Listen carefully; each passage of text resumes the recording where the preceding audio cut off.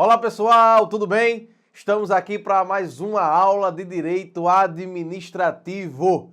E a aula de hoje nós iremos abordar, está aí no quadro, Organização Administrativa. Quando a gente fala, e aí sem perder tempo, em organização administrativa, nós estamos traçando aí a estruturação do próprio Estado, que diz aí, refere-se às pessoas, às entidades e até mesmo os órgãos que irão compor o desenho da estrutura administrativa de todo e qualquer Estado, tá certo? Então, existe uma lei, na verdade um decreto-lei de 1967, que dá a base da estruturação administrativa no Brasil. Eu vou anotar aqui que é importante saber, é o decreto-lei número...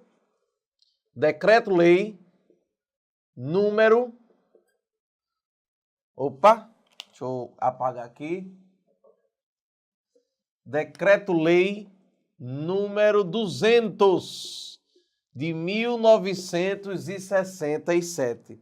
Claro que esse decreto-lei é anterior à Constituição de 1988, mas ele foi recepcionado pela nossa Constituição como lei ordinária. E antes da gente aprofundar no tema da organização administrativa, lembrando que, voltando aí o conceito de que a organização administrativa é o conjunto de entes, de pessoas, que são os agentes, e também dos órgãos que compõem a administração pública, tá certo? Nesse decreto-lei, ele vem logo iniciando com os chamados princípios da administração pública. E é muito comum, nós vimos aí a parte do regime jurídico do direito administrativo, nós vimos ali na segunda aula todos os princípios que compõem a administração pública, mas o decreto-lei ele traz alguns princípios específicos da organização administrativa, tá bom? E aí eu vou colocar aqui no quadro os 5 princípios que o decreto-lei traz, que a gente não falou na aula sobre regime jurídico administrativo, tá bom? Então vamos lá, vamos ver o primeiro princípio, o princípio do planejamento. Botar aqui princípios, tá certo? Princípios da organização administrativa. Primeiro princípio, princípio do planejamento. Nós temos outros 4 princípios. Nós temos o princípio do planejamento, temos o princípio da coordenação, que seria o segundo princípio, coordenação.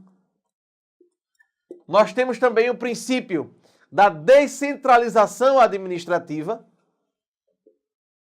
princípio da descentralização administrativa, e também nós temos o princípio da delegação de competência e do controle. Então, delegação e 5, controle. Portanto, meus amigos e minhas amigas, é importante compreender e saber a existência de 5 princípios específicos referente à organização administrativa trazida pelo Decreto-Lei número 200 de 1967. Vejam, planejamento, princípio do planejamento, princípio da coordenação, princípio da descentralização administrativa, princípio da delegação e princípio do controle. Vamos ver primeiro o princípio do planejamento. Quando nós falamos em planejar, nós estamos dizendo a necessidade de se elaborar planos e programas visando um objetivo específico, o desenvolvimento econômico e social do país. É isso que está lá, né, no Decreto-Lei número 200, referente ao princípio do planejamento. Então, quando nós falamos em organização administrativa, é imprescindível termos em mente que os entes, os agentes e até mesmo os órgãos devem ter por base um plano, um programa, tá certo? Administrativo. E aí, nós temos aí o planejamento. O segundo princípio é o princípio da coordenação, que é esse aqui. Quando nós falamos sobre princípio da coordenação, é justamente o que se diz da harmonia das ações administrativas. Então, as ações da administração pública, elas devem ser harmoniosas, mantendo aí os limites do planejamento. Então vejam que são princípios que estão atrelados. O princípio do planejamento, da coordenação, estão intimamente atrelados. E quando eu falo em coordenação, eu falo numa questão específica, evitar a chamada duplicidade de ações. O que seria a duplicidade de ações? Claro, se você tem um programa a ser cumprido, então coordene esse programa para que evite que dois entes ou dois agentes ajam em um mesmo sentido quando seria desnecessário. Bastaria um, tá certo? Esse é o princípio da coordenação, cujo grande objetivo é evitar o chamado desperdício de finanças ou desperdício de dinheiro, tá bom? Princípio da descentralização administrativa, como próximo princípio da organização. Nós temos aí a possibilidade de se atribuir a uma pessoa diversa. Nós vamos ver daqui a um pouquinho, aprofundar esse princípio da descentralização. Mas nós temos a possibilidade de se atribuir a uma pessoa jurídica diversa a possibilidade de desempenhar a atividade pública. Como assim, Johannes? Explique melhor isso aí. Vou explicar com calma. Vejam, quando a Constituição ela foi formatada, ela atribuiu aos entes políticos, obviamente, atribui à União, aos estados, Distrito Federal e municípios, as atividades políticas que eles devem exercer. Então, foi dado a esses entes políticos, União, estados, Distrito Federal e municípios, competências administrativas. No entanto, esses entes eles não têm condições de elaborar e tampouco de concretizar todas as ações em que a Constituição atribuiu a eles. Por essa razão, existe a chamada descentralização administrativa, cujo objetivo é repassar a titularidade e a execução dos serviços públicos para pessoas jurídicas diversas, pessoas jurídicas diferentes, justamente para que o serviço público ele seja eficiente e possa ser prestado com uma melhor gerência do dinheiro público, tá bom? Então a descentralização administrativa é de suma importância para a administração pública, para a organização administrativa. E aí nós temos o seguinte princípio, que é o princípio da delegação de competência.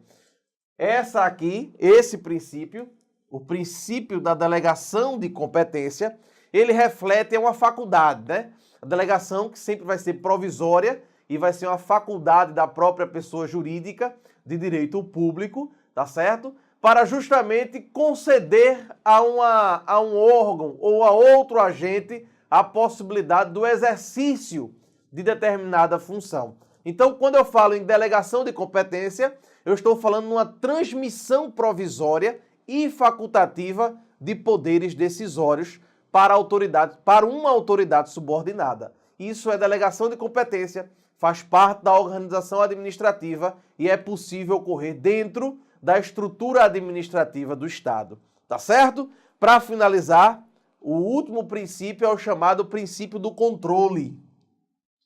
Então nós vimos planejamento, coordenação, descentralização administrativa, delegação e controle. O que seria o controle? O controle e o planejamento também estão muito ligados, viu, gente? O planejamento ele dá suporte à coordenação e o planejamento ele também dá suporte ao chamado princípio do controle, tá bom? Por quê?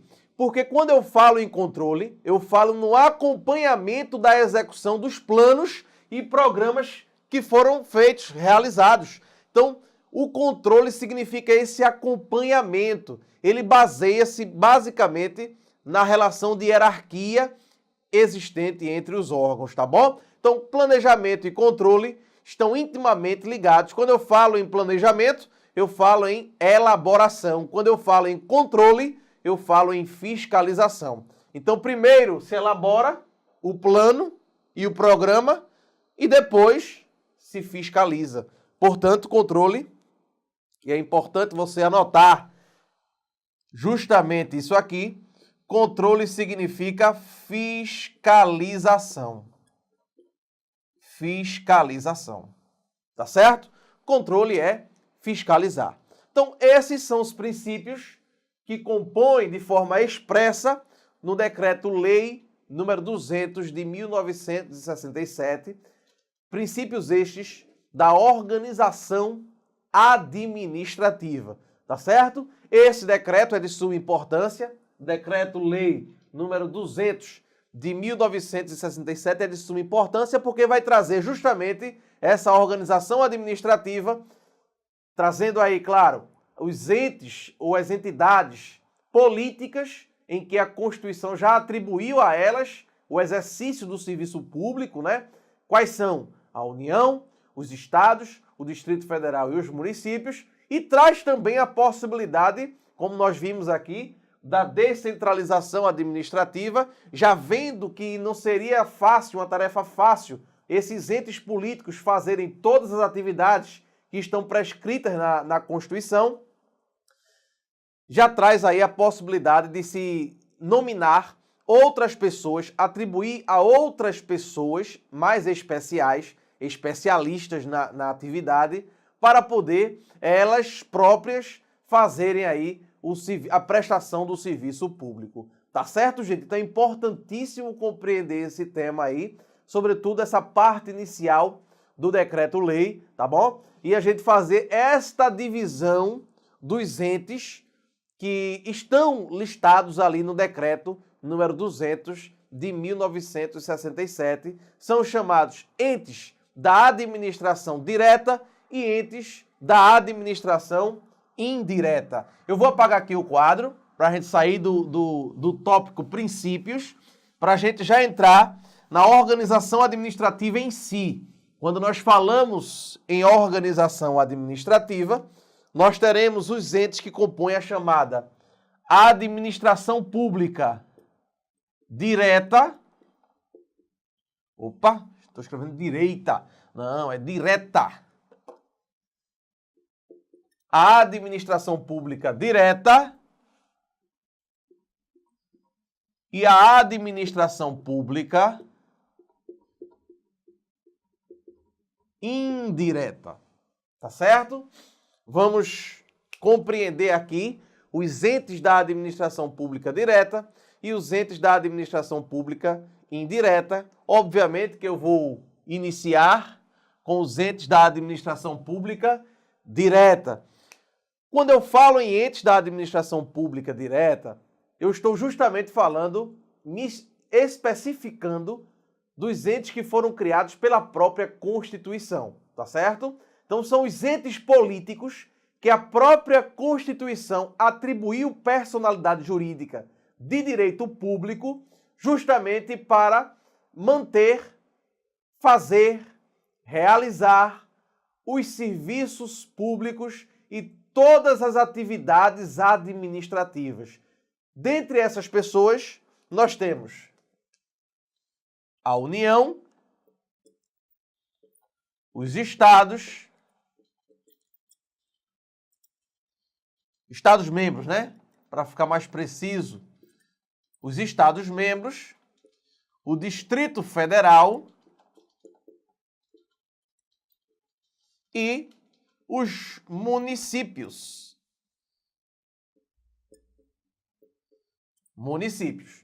Portanto, a própria Constituição atribuiu a esses entes políticos, claro, a possibilidade de eles exercerem essa atividade administrativa de forma própria, sem precisar de ninguém, apenas com seus órgãos e seus agentes. Agora, é importante você compreender, como eu disse mais cedo nesta aula, que, claro, não há como, na estrutura só do Estado, se fazer toda a atividade administrativa. Não há como, só através da União, dos Estados-membros, do Distrito Federal e dos municípios, se realizar todas as atividades administrativas do Estado.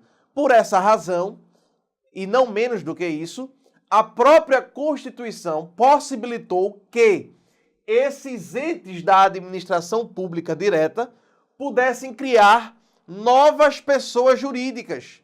Essas novas pessoas jurídicas seriam entes, pessoas jurídicas criadas de forma específica, justamente para realizar as atividades que não podem ou não poderão ser realizadas pelos entes da administração pública direta, tá bom? É justamente nessa preocupação de especializar o serviço, de tornar o serviço mais eficiente, e aí a palavra eficiência, ela é fundamental nesse ponto, porque de fato o que justifica a criação de novas entidades é justamente o princípio da eficiência. Então, dentro dessa estrutura da administração pública direta, não se poderia realizar todas as atividades. Face a isso, nós temos aí a possibilidade de descentralizar, tá certo? Cuidado com esse ponto que eu preciso parar um pouco aqui para a gente compreender a diferença entre centralização administrativa, a diferença entre desconcentração e a diferença entre descentralização. Vejam, é importante a gente compreender o seguinte: descentralização como princípio nós já vimos, né? Descentralização é a possibilidade de se criar novos entes. Isso é descentralização. Quando eu falo que a União, os Estados-membros, o Distrito Federal e os municípios, quando eu falo que eles não criaram novos entes, eles sozinhos, eles fizeram a administração, eles sozinhos mantiveram a atividade administrativa, nós estamos falando em concentração. Eu vou até colocar aqui uma diferença, tá certo? Concentração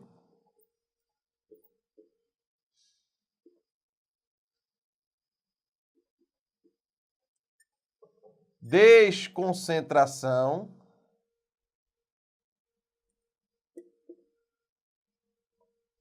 e descentralização.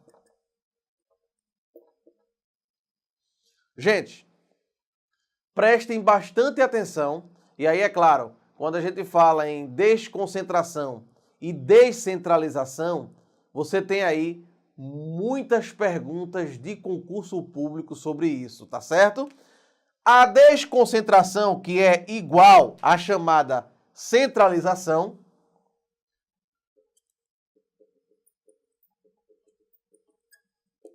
tudo isso aqui faz parte de um contexto só, tá certo? A concentração, a desconcentração e a centralização faz parte tudo de um contexto só. Eu vou explicar o porquê. Vejam só, quando eu falo em concentração, quando eu falo em centralização, eu estou falando numa mesma coisa, em um mesmo sentido. O que seria isso? Seria a própria União, os Estados-membros, o Distrito Federal ou os municípios, eles sozinhos realizarem a atividade administrativa. Então, eles sozinhos, eles próprios, vão e fazem a atividade administrativa com o que ele tem, com os órgãos que ele possui, com os agentes que eles possuem, tá certo? Nós estamos diante da concentração ou centralização. Mas, Johannes, você falou que a desconcentração está no mesmo patamar.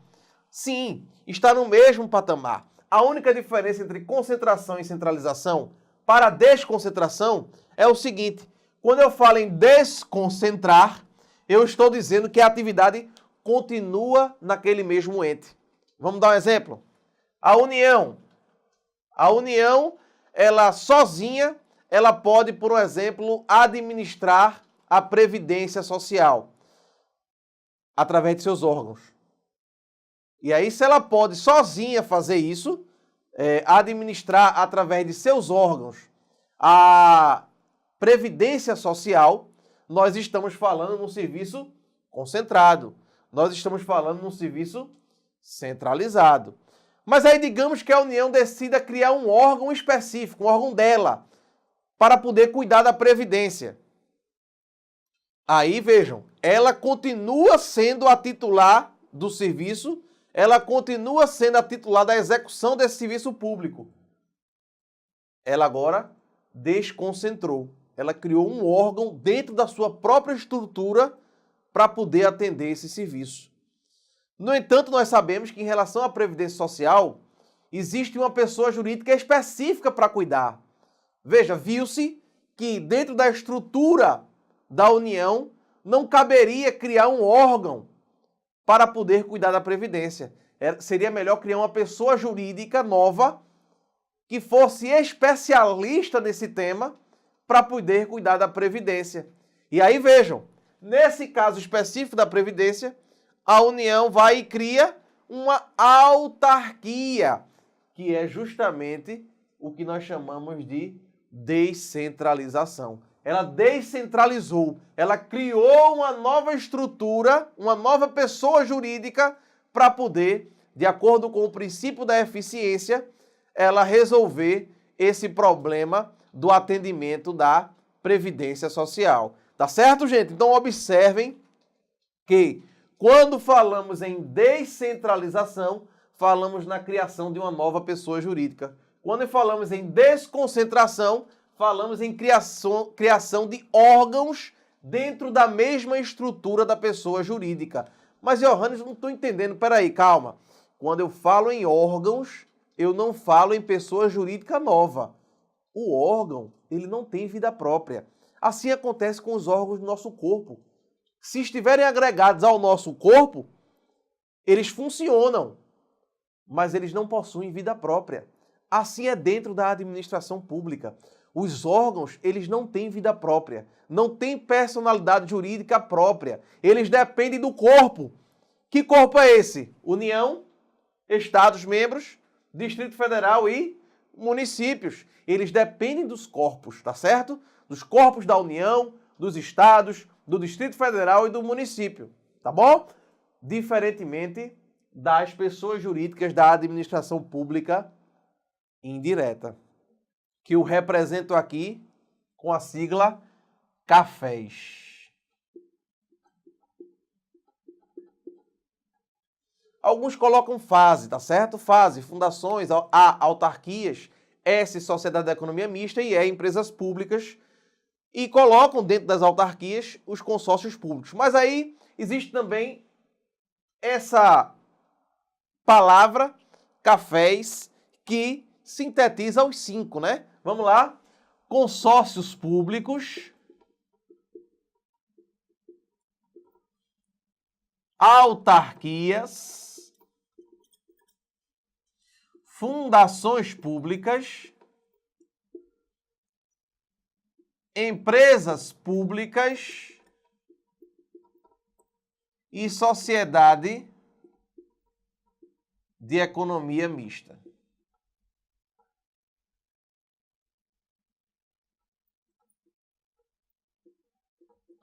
As sociedades de economia mista, né? Certo, gente? Então vejam, quando eu falo aqui que houve a criação de novas pessoas jurídicas para, com base no princípio da eficiência, atender melhor, nós estamos falando em descentralização. Quando eu falo que o próprio ente político, ele próprio está realizando o serviço, eu estou falando em concentração ou centralização. Quando eu falo que o próprio ente, ele criou um novo órgão, que faz parte da sua estrutura, para fazer a realização desse serviço, desconcentração. Tá certo? Então vejam, observem que, e aí eu vou dar a dica importante sobre esse tema. Qual é a dica importante? Vejam bem, quando eu falo em desconcentração e descentralização, as palavras se iniciam com o mesmo prefixo, DESC. Aqui também, DESC. Onde é que está a diferença? A diferença está justamente nas letras seguintes.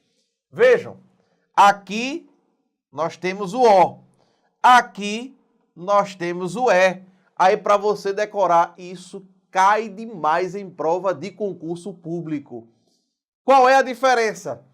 Desconcentração, o O é de quê? De órgãos. Ou seja, na desconcentração cria-se novos órgãos, não se cria uma pessoa jurídica diferente. Na descentralização, cria-se entes. Olha aqui a expressão, a letra E, né? Criação de novos entes, novas pessoas jurídicas. Tá certo, gente? Muito cuidado nesse ponto, que é importantíssimo. Tá certo? Vamos só dar algumas dicas para a gente finalizar o nosso bloco, esse primeiro bloco sobre organização administrativa. Quando nós falamos em desconcentração, nós falamos em distribuição interna das competências decisórias. Então a distribuição ela é interna, é um órgão para outro. Um exemplo, a União criou ou cria, por exemplo, um ministério. O Ministério, digamos, da Economia. Vejam, nós temos um órgão central, o Presidente da República é um órgão, né? Nós temos o Ministério da Economia, que é outro órgão. Vejam que todos os órgãos ligados à própria União. Então, obviamente que a pessoa jurídica é a União, mas existem órgãos dentro dessa estrutura. Existe uma distribuição interna de competências decisórias, tá certo, gente? Aqui, quando eu falo em órgãos, quando eu falo em desconcentração, nós precisamos compreender que aqui existe hierarquia. Aqui nós estamos diante da hierarquia, também chamada subordinação. Subordinação, tá certo? Hierarquia ou subordinação. É diferente quando estamos diante da descentralização. Quando falamos em descentralização, é justamente essa passagem para uma outra pessoa jurídica, tá bom? Essa passagem para outra pessoa jurídica, estamos diante da descentralização. Na descentralização, nós não temos hierarquia nem temos subordinação. Na descentralização, o que existe é controle. Na descentralização, o que existe é controle. Falamos, portanto, em vinculação. Aqui nós falamos em... Deixa eu botar aqui. Aqui nós falamos em vinculação. Aqui nós falamos em, além da vinculação, controle. Que pode ser chamado também em algumas provas, controle finalístico ou ministerial. Controle, pode vir também com a expressão controle finalístico. Agora, importante, outra expressão muito utilizada como sinônimo para descentralização, tutela.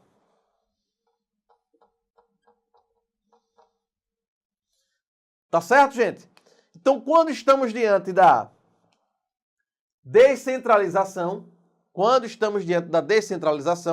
nós teremos a vinculação, o controle, que pode ser controle finalístico ou controle ministerial.